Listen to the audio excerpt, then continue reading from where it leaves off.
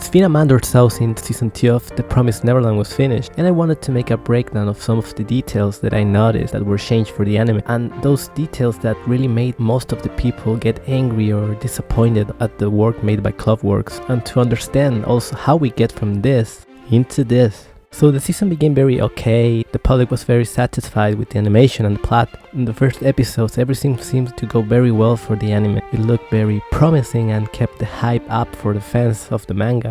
One thing that I noticed is that the expressions were changed a lot for the anime. I think that those expressions were way better in the manga, like in this example of Emma, because you can feel the despair and emotion that the character is feeling in that moment. Another detail is that the anime lacked a lot of flashbacks. In this scene of chapter 47 that had flashbacks, we see that they completely ignore them and just add the conversation, just like they did many other times during the whole season. One of the few details that I really liked of the anime was the fact that they made Emma's reaction more similar to the one of a kid. In the manga, we just saw her ready to kill out of nowhere, while in the anime we see her dabs when she's about to kill a bird, and there is where Sonju became important to make her understand that she needs to survive, and to survive she needs to hunt and protect her brothers. Until now everything was pretty okay, but it's in this time where we see the beginning of the end, when instead of seeing Yugo inside this room, we just see the kids finding an empty room. This marked the start of a lot of hate towards the anime, mostly from the manga fans that were very disappointed because they delete one of the most amazing characters of the whole series. Back then I remember that many people was theorizing that they maybe will change the way that he appears, or they were going to make him appear later. But a lot of people already noticed that there wasn't even a voice actor of Yugo in the cast of the series, so everything was all confusion and disappointment. But somehow the anime fans were still happy because the story was very interesting and fun to watch still, since they didn't know about Yugo or Goldy Pond. One of the things that made angry the manga readers and also the anime watchers was that they get a lot of fillers with the kids eating fried fish or that kid playing the piano. It was so frustrating to lose so many minutes of one episode just watching them doing this that didn't even add anything to the story. And for the manga readers, we lost this unpredictable atmosphere generated by the mysterious Yugo, because you couldn't tell if he was an ally or maybe he was planning something evil. So we just lose all this tension and just had this randomness that I think no one liked it. So as I said before, they skipped Goldy Pond. The kids lost all this development, but somehow the production still saw that it was possible to make the kids be able to fight against the demons and also to fight soldiers. I think one of the key factors that made the series feel rushed is that this lack of development is just impossible to understand, even for the anime only. I remember seeing Reddit back then, and I just saw how everyone was angry about how most of the episodes were just a lot of filler that didn't add anything to the main plot. So we knew that Goldy Pond was skipped when Minerva called Emma on the phone, and this appears in chapter 72 of the manga, where Emma and Lucas answered the phone that was in Goldy Pond. Also, the cool Lucas didn't make it into the anime. And later we see the soldiers infiltrating into the basement, but we see kids dealing with a soldier just by throwing him a cup of tea and hitting him with a chair. While in the manga we see kids more prepared to survive in these kinds of situations, all thanks to the Goldy Pond arc where they learn how to fight. And even if they were prepared to fight, soldiers were still experienced warriors. They were adults. They were way stronger enemies, so it's in this time where the older characters have to step up and Lucas and Yugo have to sacrifice themselves to deal with them. And even after this sacrifice we get so many plot twists where we see Andrew surviving as an example. That really made Andrew look like a good antagonist for the story, although he wasn't the best because we all know that Lewis is just up there in the top probably. And by the way, also Andrew and Lewis didn't make it into the anime.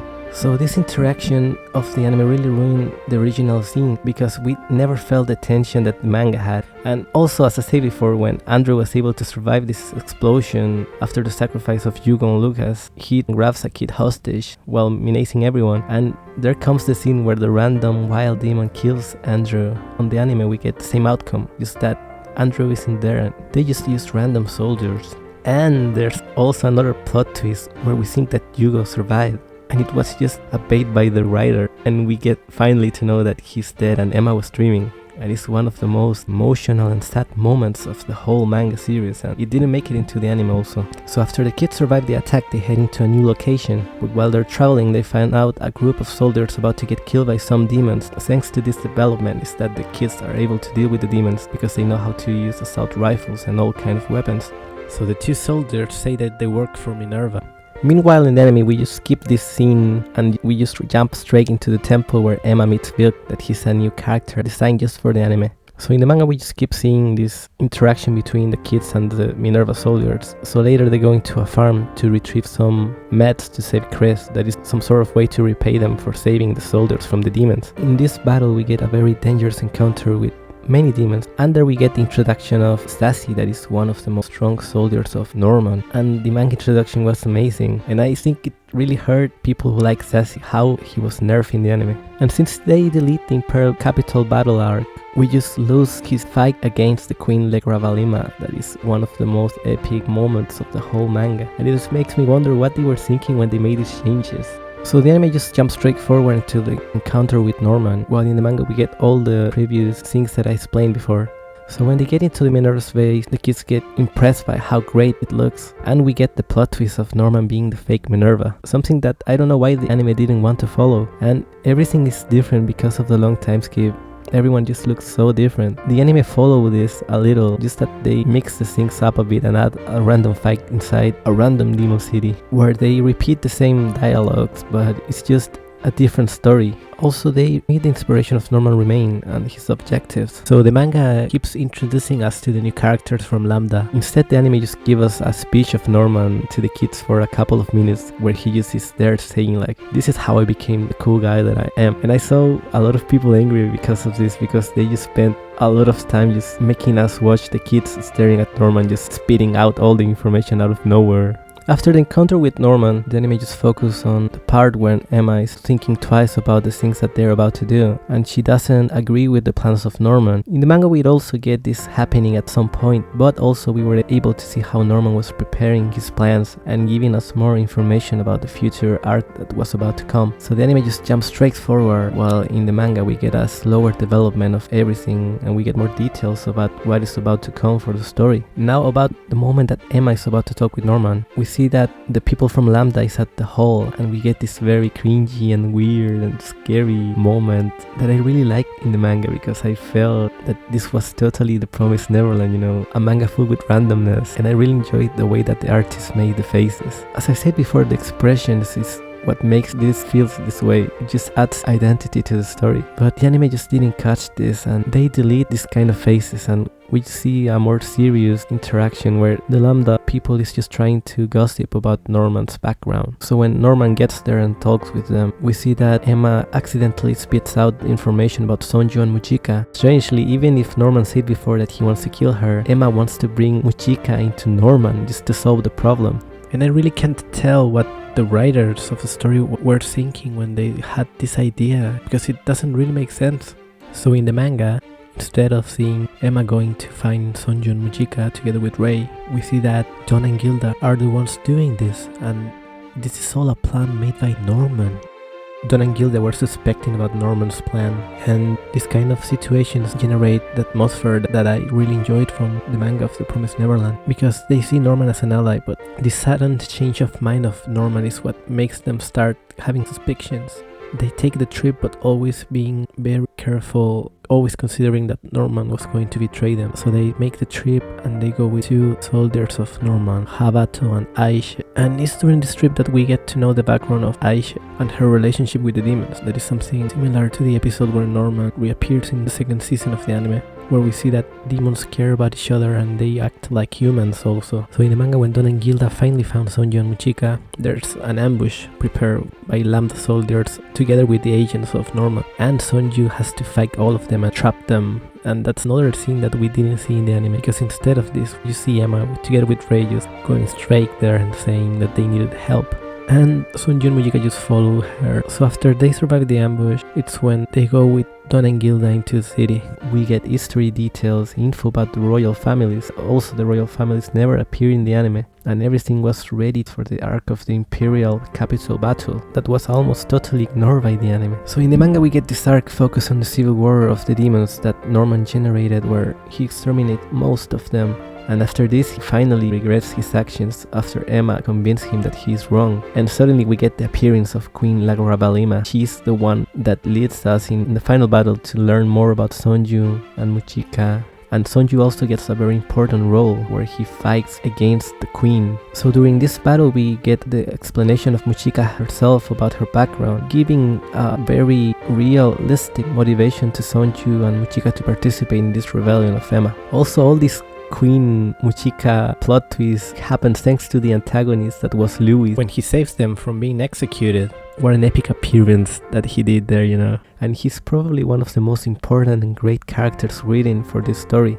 In the anime, Muchika also became the queen, but we just get the PowerPoint of this and we lack all the development and context for this to be more understandable for the viewer. In the anime, instead of all of this epicness, we just get the random bombardment of the city by Norman, where he regrets what he did after he sees how Bilk protected Emma. So after Norman changes his mind, everyone lives together to go back into Gracefield to rescue everyone else. And in the manga it's already chapter 161, and in the anime we're at around just 10 episodes so far, or 9. I mean, compare how you can develop the characters in 100 plus episodes into how you can develop the characters in just 10 or 11 episodes of an anime. So here's when we take the kids just from learning how to hunt, and then by around 4 episodes we just see the kids being prepared just to fight a lot of demons by themselves. It's just nonsense once again. The anime also rescued the dialogue of Norman where he says that he will gladly become a god or a devil. But we just see him talking with this hood and mean face. But I think the panel of the manga was way cooler. I think it's one of my favorite panels of this manga. And well, the anime just said, okay, let's ignore this cool panel. No one will remember it. And about Ratri, when the kids reach Gracefield, they have to infiltrate, and we know what happened there. The kids just made air balloons out of nowhere. Ratri appeared just like in a magic trick. He's taken out from a hat. The kids hack the system, neutralize the bombs in one episode. They defeat the soldiers once again. We don't get any character development. And Isabella is forgiven by the kids almost instantly. Even if she did so many bad things to them, Isabella just says 2 lines and they're like, okay, you're my mom. I miss you, mom.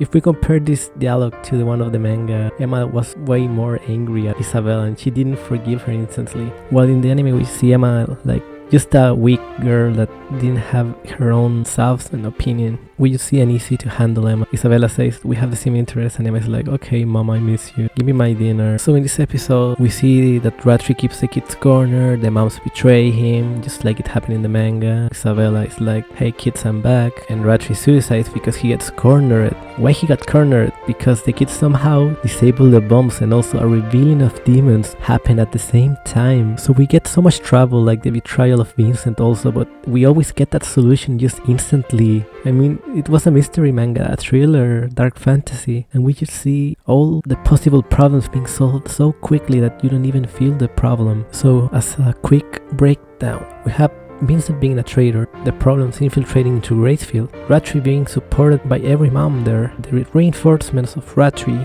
and all those problems were solved in around 1 or 2 episodes without any reasonable explanation. That's why I think that the final episodes of the anime are some sort of plot hole factory, you know, because we just keep receiving and receiving more info that doesn't even make sense. It's like, can somebody explain me how the civilians of the rebellion were able to deal with trained soldiers? So after these events, in the manga the kids are about to escape from the demon world, and in the anime it's the same outcome. And in both the stories we get that cute encounter between Phil and Emma after so long, and I enjoyed both of them in both the manga and the anime. I don't have anything to say about that. Well, after this, in the anime the kids are ready to set off and nothing more happens. Meanwhile, in the manga we see that everyone is celebrating, and Emma even takes her time to remember Lucas and Yugo, and we see a very emotional panel with them, with the kids there while they're celebrating. But suddenly there's a plot twist when one demon appears behind the kids, and this demon wants to attack Emma, and he's about to kill Emma from behind, and Isabella notices the situation and she gets in his way. So Isabella sacrifices herself to protect Emma and to finally redeem herself. This tragic final for Isabella is one of the things that made the fans praise her character a lot. Her development was amazing, but in the anime we just got her quick appearance around half of the season 2 that didn't make sense at all, and now at the end of the season we see that the kids just forgive her after just talking for 1 minute or so. So tell me, what do you prefer? The situation of the anime where Emma just changes and accepts Isabella as her mom after they talk for 1 minute, or Emma being still angry, not trusting her, then when they're about to escape, Emma finally has a flashback when she sees that Isabella is about to die, and it's just in that time that they are able to sort out the problems between them and understand that they always loved her. And it's when the kids finally go back to her and call her their mom, and it's so emotional to see that Isabella, after sacrificing herself, is able to finally be with her kids again, and everyone just forgets the mistakes and the damage of the past, and they are happy together for one last time. Tell me, who didn't cry when seeing this panel when Emma is saying that everything was true? All the love and kindness of Isabella deep inside was always an honest love and not just Isabella faking everything. The expressions and the feelings, the plot twist, we never got this in the anime so far, and I will keep just showing here. Keep watching these panels that I'm adding to the video where we see all those emotional moments, and this is just one of all those moments that we will never see in the Promised Neverland unless the anime is made again. So in the anime the kids escape, they just go away, they use an elevator, there's no sacrifice behind this reward, and after they escape they get into this beautiful and perfect world that we get to know in the PowerPoint made for the ending, where you see random images of many important moments to the story that the anime just decided to skip. Meanwhile in the manga we can see that they are loyal to what Ratri said about the world being full of problem and conflict. The manga panel just describes how our world is in reality and not just that fake happy place that we see in the anime. And comparing this escape of the anime, in the manga the kids escape, but they escape thanks to the new promise that Emma made with the One, and she has to sacrifice her memories to be able to save everyone and take them to the human world. Emma will forget everything that she did so far in her life, and she won't ever remember everyone. And this scene of Emma talking with the One appears in the anime, but it's just one of the many images that appear in the PowerPoint of the end. So people will just see the image. I mean, an anime only will watch this image and he will be like, wait, what is that thing doing there? Is this maybe some sort of way to promote the next season? But no, it's just the PowerPoint of all the things that they skip, and it's such a shame that I don't know why they even add this. If they just delete the arc from the story, we never got to know the 7 walls in the anime. We never get to see the One, we never get to see the promise, and we never get to know how the hell we pronounce the name of this guy. I bet a lot of the manga fans were expecting to know the pronunciation of the name of the One, but we will never know. And remember that I said about this elevator to travel between worlds in the anime. In the case of the manga, this travel is between astral planes, and there's a lot of surrealism involved in every detail of the 7 walls. I think that these kind of moments are something that really impressed me from the manga, and sadly the anime left behind all these moments. The surrealist scenes were just amazing, and comparing this to just having an elevator is just disappointing, you know. I felt that I was in a Van Gogh picture and I was reading the manga, and everything was so random and mysterious, but instead we just destroy the magic of the manga. So in the manga, Emma loses her memories, everyone is free, they try to find Emma, and in the end they find her, but Emma doesn't remember them. But strangely they all cry, and even Emma cries, and she doesn't know why she cries. And this is the bad end that a lot of people didn't like from the manga. But in the anime we got the PowerPoint plus the happy ending, and everyone is hating it even more than the one of the manga. So we don't have any good ending for the story so far. But still, now everyone says that the bad ending of the manga seems like an average ending compared to the one of the anime. At least in my case, I enjoyed the end of the manga. I really like the bittersweet ending. And this is the end for the story. So after making this breakdown, I want to give my final opinion about the second season of the anime.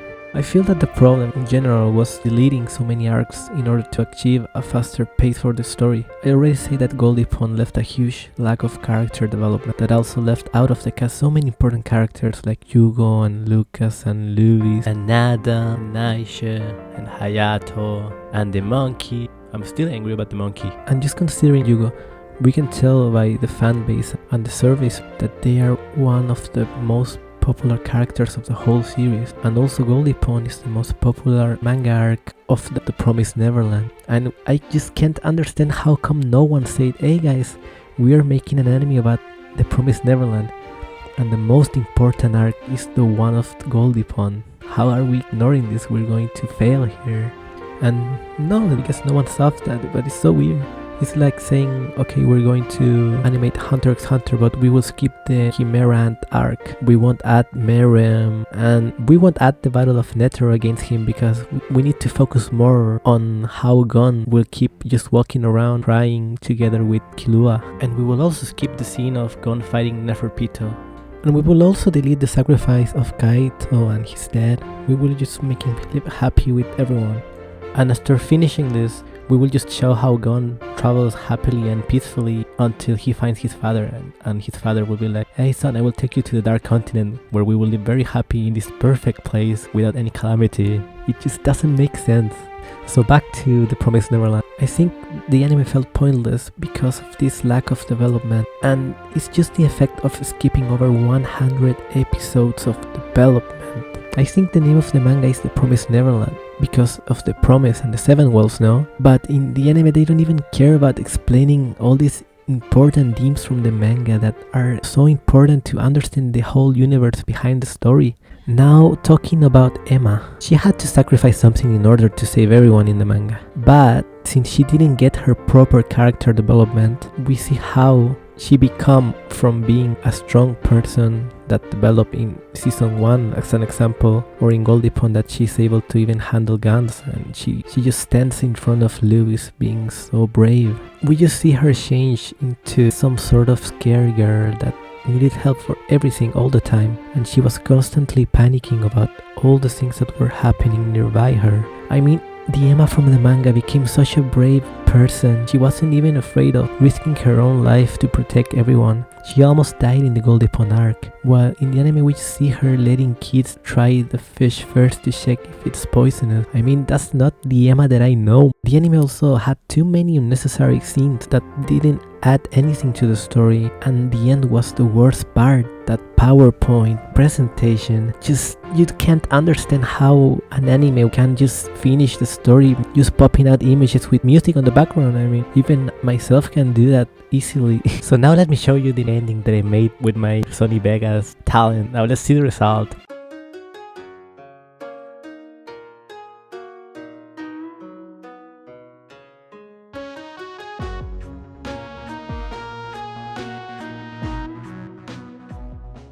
And this horrible PowerPoint is what made many fans call this episode as the Promised PowerPoint.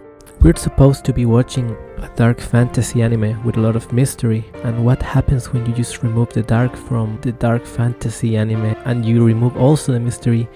We just get a show that lacks what made it become so amazing. I know this is a manga comparison video, but I'd also like to make a flashback into the first season of the anime. And we can see that they did such an excellent job with all these factors. It had an amazing pace, character development, it had horror, it was loyal to the manga, you could feel the tension, the constant mystery, also the horror, and how the kids were slowly advancing, but they were still getting progress, and you enjoyed so much going with them and seeing how they were able to sort out all the problems that they had to face. Then we move into season 2 and we get all the plot holes, lack of character development, a speedrun pacing. We lose the horror during the whole season and the mystery. I guess the most scary parts were just around episode 1 and 2 when they were escaping that wild demon. And we see the characters spitting out information just out of nowhere. I think that the worst example of this was Norman when the kids finally found him and he was just spitting the info. And this happens because the characters lost the spark that they had before. They were kids generating plans and ideas. They had so much plans always with pros and cons. Because they are kids in the end, they can also make mistakes. And the potential to fail is what makes the suspense rise in many crucial moments. While in season 2 we just move into the rushed ideas, plans without logical explanation that always work out of nowhere. And as I said before, I really enjoyed the first episodes of the second season a little, but as the story keeps developing itself, we just get disappointed at how poor the writing was, and it looks just like a very bad Disney movie because always the good guys win and there's no real explanation behind. It's just you are the good guys and you just win, and we just ignore all the plot holes to reach the end point. And as a manga reader and an anime watcher, I just can say that the series will probably just disappoint you because you are expecting a masterpiece after seeing the amazing first season or how good the manga was, but I'm a 100% sure that you will just finish dropping the show because it's just average, boring, a very mediocre anime that is far away from what the manga is and far away from the previous anime season.